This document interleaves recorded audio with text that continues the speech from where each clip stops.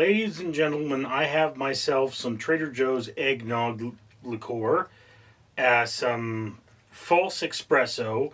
I'll explain that in a minute. And I'm going to tackle the question, should wildlife habitat be protected even at the expense of human development? So, let me just...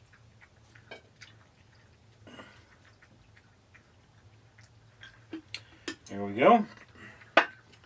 Before I get any further, let me remind you that for every 1,000 subscribers I get, I do purchase one of these bracelets from 4Ocean. 4Ocean pulls a pound of trash out of the ocean every time I buy one of these bracelets. Every time you comment on this video, you're doing something, on any of my videos, you're doing something for the world. So, for free. Coffee ground. Alright. I was going to call that a Christmas black eye, but it looks like a snow core would be a proper name for this. Okay, so that would be a cream liqueur and a coffee. A false espresso is when you get a pot of coffee and you boil it down, okay, as opposed to making coffee that's... There's that coffee ground. I didn't get it out.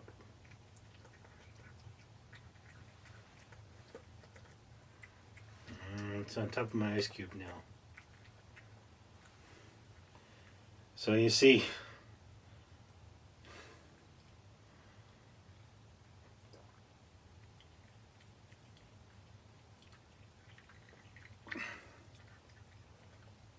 yeah, it's pretty good. Anyway, so yeah, here's the thing about animal habitat.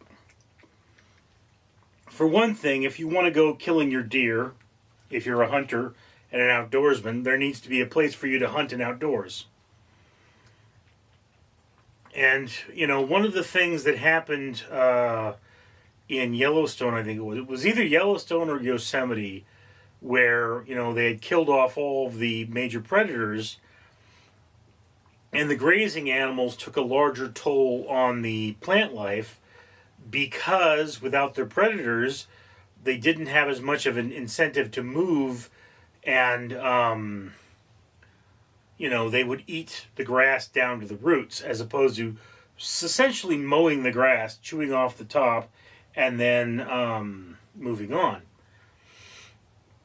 But, you know, another big problem with our failure to protect wildlife habitat is that, you know, the fish we eat gets destroyed. You know, so you might think, well, I mean, those animals are not of value to us. Yes, they are of value to us. You know, when you destroy a species, you disrupt the ecosystem and we have problems. Do you want a deer coming and eating your lawn? No, you don't. So that's just one of those things you do, is you protect the ecosystem and you make sure there's a place for the deer. That's just how life works.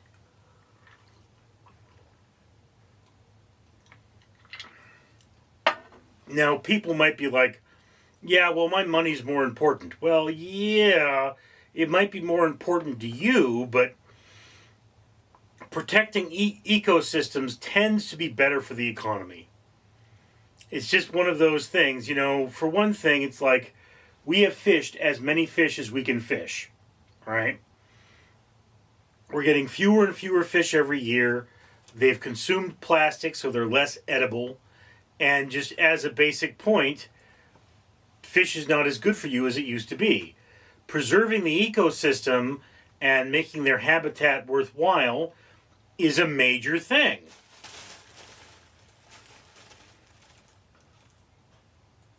Wolf agrees with me. Wolfie Wolf.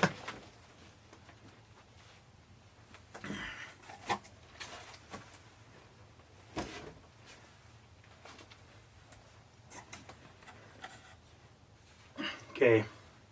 Here's my Wolfie Wolf. Oh, yes, you're very Wolfie Wolf. And she's actually a good example of something that comes along with humans.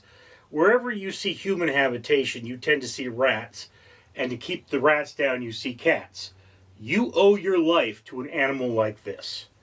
And I'm going to...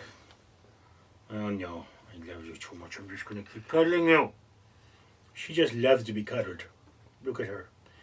And, okay, you're getting a little antsy. Let me get rid of you.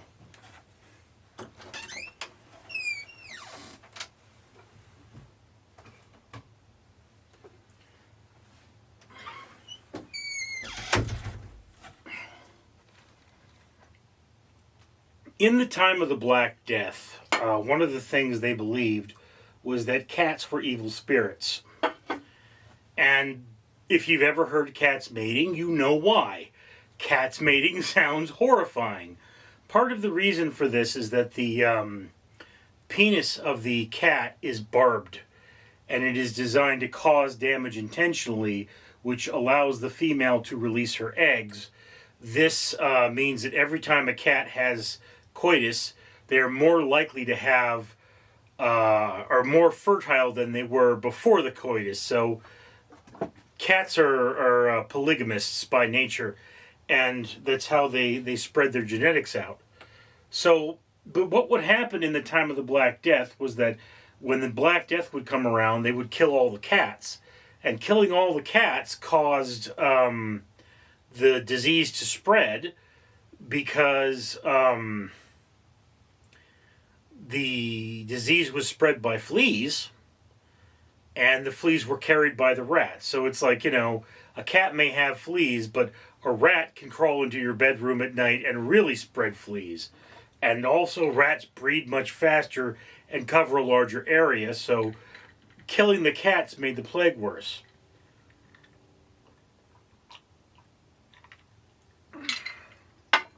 In fact, if you've ever seen the dissection of a New York rat, oh my God, is it horrifying. I mean, you pull open a rat in New York, if you don't find at least a dozen things that can move of their own accord inside of it, you are lucky. But, and a lot of those things can get into people. You can get heartworm from a rat. It's a lot harder to get heartworm from a cat, because the heartworm is far deeper inside the cat, because the cat's therefore bigger. So just remember one thing. Yes, cats are not good for the natural ecosystem. They tend to kill off local wildlife, but they also do tend to kill off the kind of wildlife that we as humans bring with us. So that's a thing. Anyway.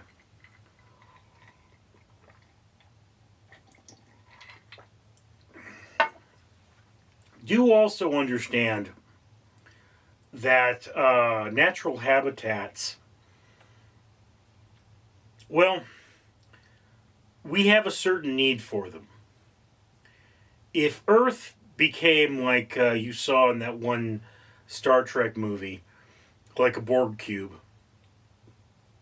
it actually wouldn't be able to sustain life anymore. You'd need machines to cycle the air.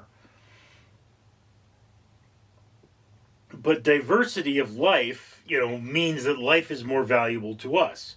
We may find new antibiotics in life forms that are in that system, so we don't know. So yeah, it's important to preserve natural environments and make sure the animals have a place to live, unless you want to invite them into your living room. And trust me, if you do, they don't know how to use the bathroom. Anyway, that's all I have for you today. Thank you for sharing this moment with me. I'm Richard. Danger Ducky spots you. Try to leave without leaving a comment. That's just not right. Don't forget that like button and share this with all of your friends.